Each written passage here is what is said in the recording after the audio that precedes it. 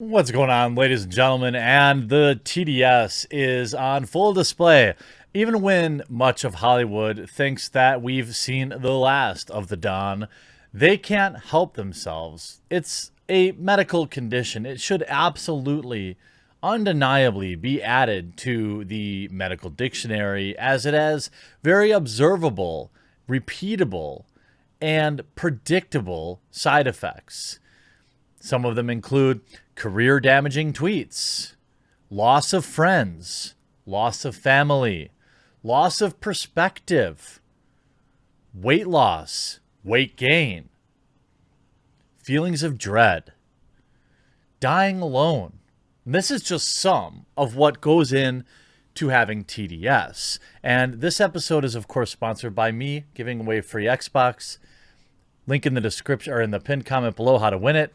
I hope today will be the day I earn your subscription. I know that some people are getting tired of the election/Hollywood coverage, but it's kind of all that's going on right now. And there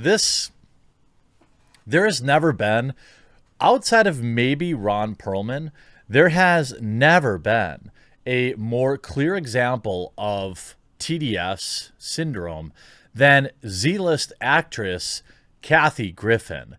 This is a woman that put a dying career on the line for TDS. In my opinion, pretended to have the coof, and now we're seeing who some of these folks really are. Where is the love? Where is the tolerance? Well, it isn't in those who have TDS. It hasn't left the left. See, you can be on the left, be a liberal, even a leftist, and have compassion. It's that once TDS sets in, it's like a zombified version of your former self. Most people never actually recover from TDS. Certainly, Kathy Griffen, the only reason anyone talks about her after her mental breakdown, her 4-year mental breakdown, is when she continues to break down. Where's the love and tolerance? Well, it was never there to begin with, at least if they have a differing opinion. Comedian Kathy Griffen has once again shared the controversial image of herself holding a replica of President Donald Trump's head after being removed from his body, as Americans await the final results of a neck-and-neck election. Well, yeah, you've got to print more. It takes time to print more ballots. I mean, you got to count what's there before you need to know what you have to print.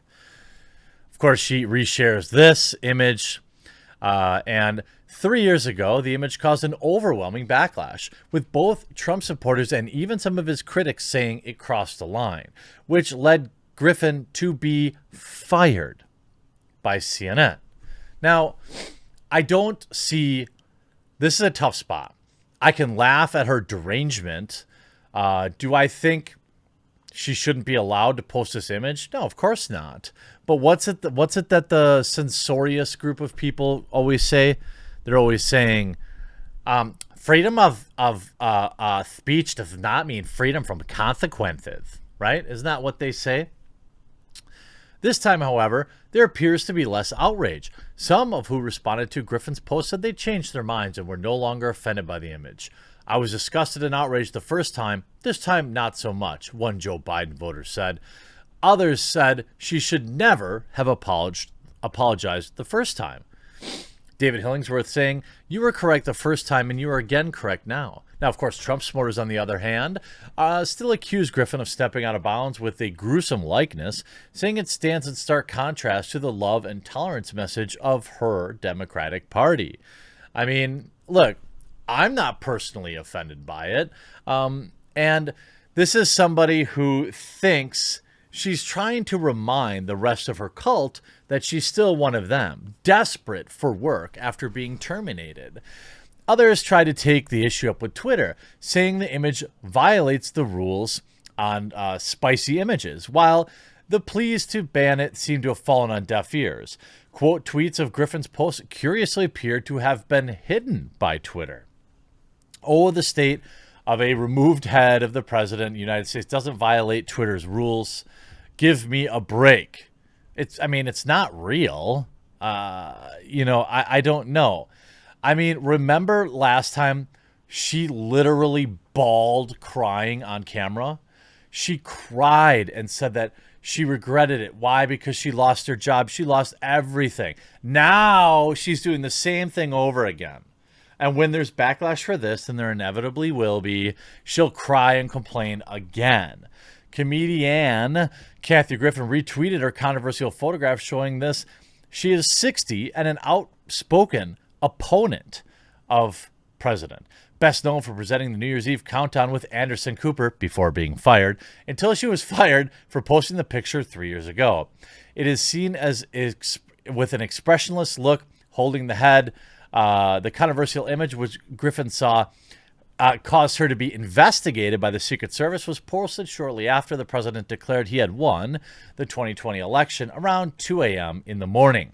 Since reposting the picture, the tweet has been liked 58,000 times and 9,000 people have retweeted it. The original picture, first posted in 2017, taken by photographer Tyler Shields, faced condemnation from across the political spectrum. And the 60-year-old said she'd even received threats from Trump supporters in its aftermath. Well, of course. I mean, of course you did. Why would you think that you wouldn't?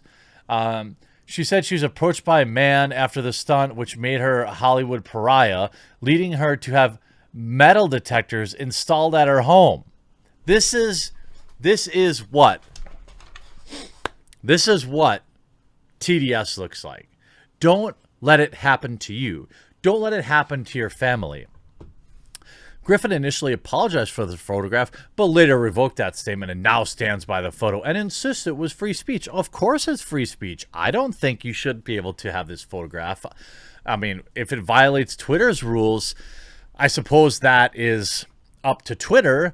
It doesn't offend me in any way. I think it's pretty hilarious. You know, I think we all know, had the head been of Obama, what would have happened, right? Pretty sure we all know that it would have been banned. But it's not like Twitter bias is anything new to my viewers. At the time, the president himself said Griffen should be ashamed of herself, calling it a stunt sick, and claiming that his young son Barron was having a hard time with this.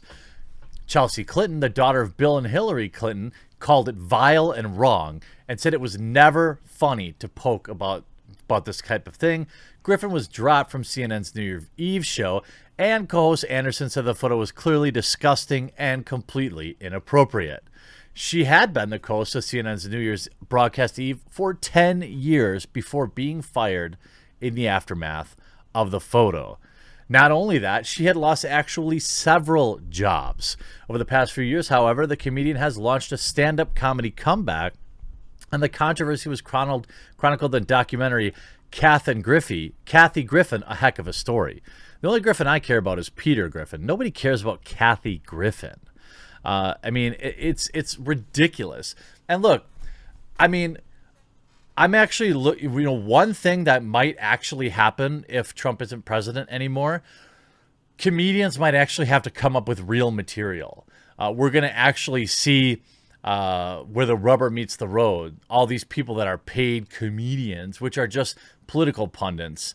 What will they have to do? Will they be out on the street, jobless like Kathy Griffen?